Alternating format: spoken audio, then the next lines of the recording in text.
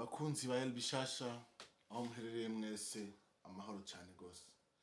Nizere ko mumeze neza, nizere ko byose bigenda uko muvyifuza. Nizere ko muboneye mu mininga, nizere ko muboneye mucukura ubutare bwa P Network. Ikibazo muzoba mufise mucandike muri aya majambo munsi. Ni El Bishasha umukozi wanyu, umufasha wanyu, umuhanuzi wanyu, ubabwira ico mwifuza kumva, ubabwira ubishura ibibazo muba mufise. Uwishura ibibazo muba mufise n'umuntu azokwama hari bishobotse. Uno musi nko bamaze kubibona ku mazina, ikintu ngomba mvuge ni ikintu sinoba kirandaje ishinga. Sinovuga ngo kirambabaza mugabo bisa navyo. Urumva hari abantu batunze ngendanwa, izi ngendanwa ziciye ubwenge, izi smartphone, ugasanga izi ngendanwa ziciye ubwenge barazitunze mugabo ntazo bakoresha.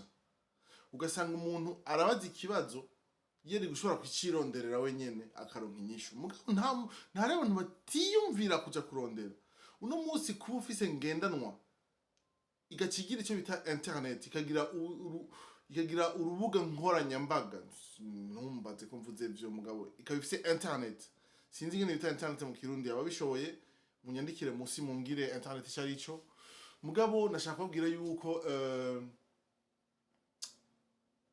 mumenye yuko uko bigenda kose, uko vyoba vyahindutse kose, iyo ufise akantu ushaka gukora ni ibintu vyoroshe cyane, ni gucyanye.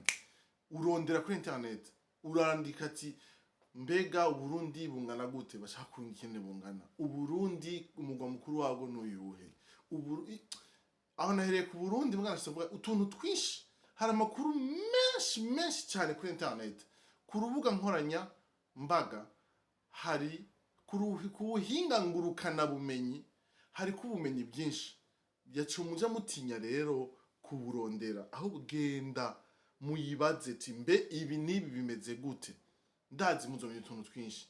Ahasigaye mugume mumerewe neza, mubeho mutababaye, nezayisme. Ahasigaye mubeho mubahwe.